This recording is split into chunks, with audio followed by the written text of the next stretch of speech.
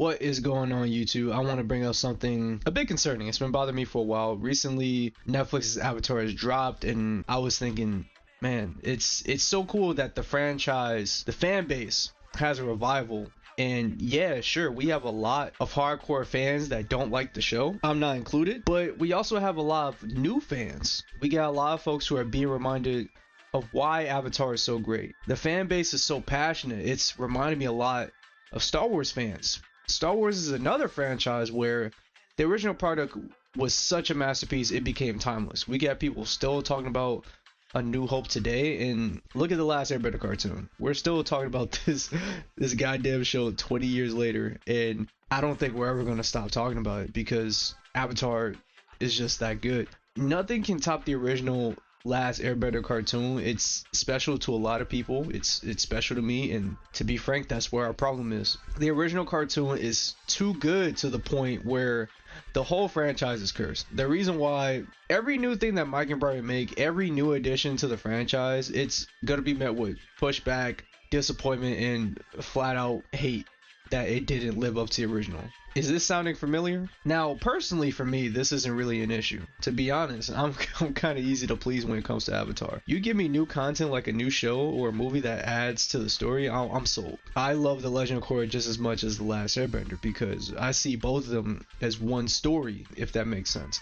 I can't see myself loving Avatar The Last Airbender without loving The Legend of Korra as well. Especially when Korra, it's pretty good. At worst, it's a 7 out of 10 show. To many people though, that just isn't good enough at all. There's a good chunk of the fanbase that think this show is just garbage, mainly because it isn't a 10 out of 10 show like The Last Airbender. How does this relate to Star Wars though? Because those fans have been doing the same goddamn thing for decades. So let's have a talk about these movies. I grew up liking these as a kid because they were made for me. These stories are supposed to be modern mythology and something to show to kids. That doesn't mean adults can't enjoy them, but they're not the first ones on the mind of George Lucas. When you start to think about how can I make parents take my story seriously, for any of you who watched Netflix's Avatar, that adaptation has similar issues to what I'm talking about. It was almost like it was made for those kids who are ashamed to show their parents, you know, cartoons and animation. And unfortunately, it made a lot of hardcore fans chime in and start hating on the show. Now, speaking of these hardcore fans, you know, sometimes these fans, you know, they start from a young age. They start to get deep into the lore. They start looking beyond. They get into theories. You know, this is how a hardcore fan is born. So in regards to Star Wars, you know, I'm pretty sure some of those kids were looking at A New Hope. They were hearing what Obi-Wan was saying about the Clone Wars and stuff like that. I'm like, man, what really happened during the Clone Wars? It must have been crazy. What was Anakin like during those Clone Wars? Everybody was talking about like he was a hero, like he was badass, and they go deeper and deeper through the iceberg, and they become a super duper hardcore fan. These expectations, you know, they build up in the minds of fans for years until these movies dropped and they finally see not how they saw Anakin in their head, but how George Lucas wanted to portray him. I'm pretty sure a lot of you around my age are about in your early 20s or a little bit younger.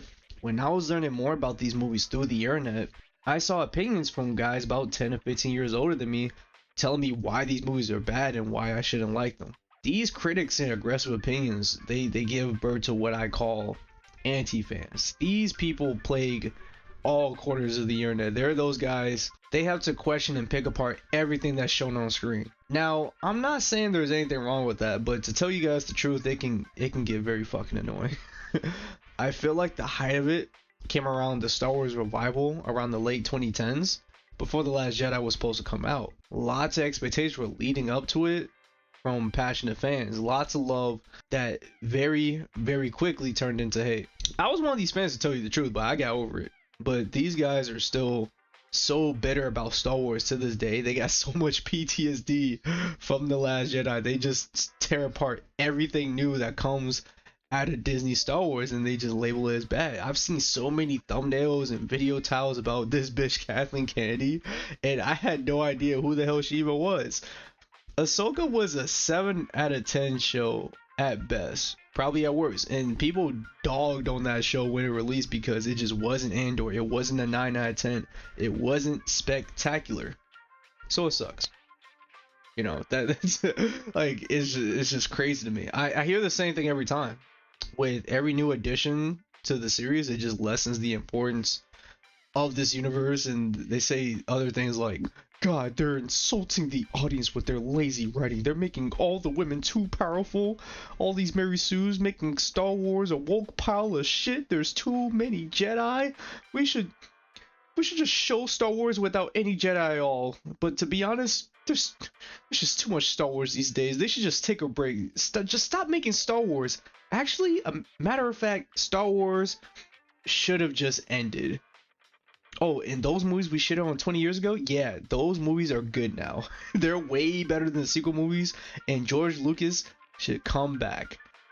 Brother, I'm telling you guys, the more Avatar content we get, the more we're gonna see of just shit like this. That movie with Aang and his friends, I'm calling it right now.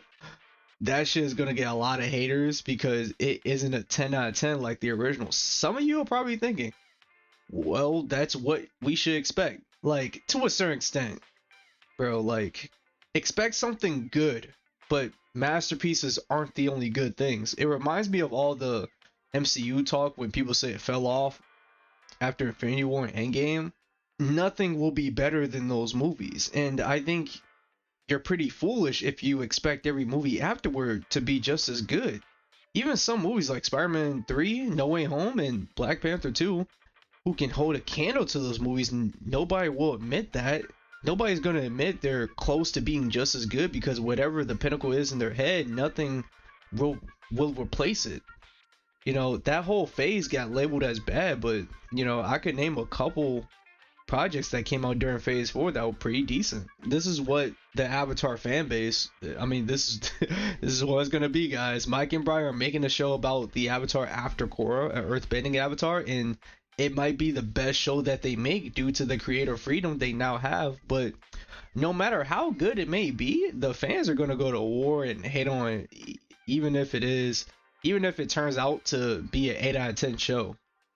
I even saw some Avatar fans sending hateful messages to the actors online and just crazy things. When I see people making comments like this about the actors in the Avatar live action, I'm convinced it means they've never met an Asian in real life and they think all Asians look like they do in anime, or like they've only seen the minority of Asians with like really sharp angled features that Hollywood likes to cast and that like fashion magazines prefer to cast. I think the actors for Suki and Jet are both beautiful people, but I think it's very telling that these two actors are being praised for their more mixed race presenting beauty, and the other actors, like the actress for May, is being shamed for her beautiful Southeast Asian features. I think it's very telling that all of a sudden everyone's saying the white movie actors looked better than their Asian counterparts. Some people are going to say, oh, I just wanted them to look like the cartoon. Cartoon characters are not real people. Real people have real features. And frankly, even if their faces were rounder, not because of their Asian features, even if it was because maybe they have some extra weight on their face, okay, it would still be completely unacceptable to make mean comments about it. I've seen most of these comments coming from grown men, and I think they're mad they can no longer see these child characters as sexual objects. And it's the same thing as everyone making ridiculous mean comments about Bella Ramsey's appearance, saying, oh, Ellie's supposed to be hot. Ellie is 14. Azula is 14. Someone cooked here. Man, I'm getting Star Wars fandom menace flashbacks, bro. Let me just say this right now. You're a piece of fucking dog shit and a scumbag if you ever do that. I remember hearing the story about the Jar Jar Binks actor. Let me pull up his name real quick. Ahmed Best. He was pushed to just like a crazy emotional breaking point. And on set, everybody was like, oh, this is going to be great. This is amazing. And get ready to be a star and all that. And I believed it. Then the movie came out. And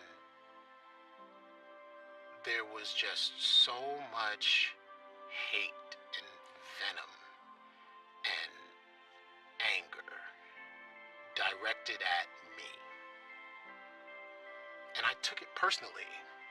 And a lot of times, you know, I hear people say, we're not talking about you, we're talking about Jar Jar. You're talking about me. Exhausted. You know.